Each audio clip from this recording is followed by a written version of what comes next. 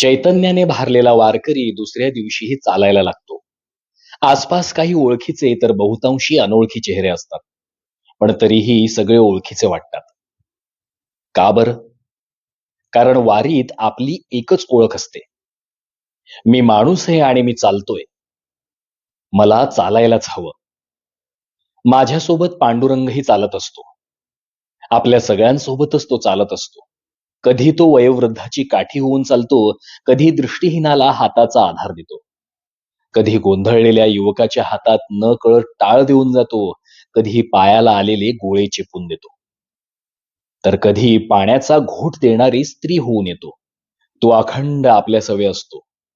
जिथे दृष्टी जाईल तिथे तो असतो. तोच बोलावतो, तोच सोबत करतो आणि तोच वारीही पूर्ण करून घेतो.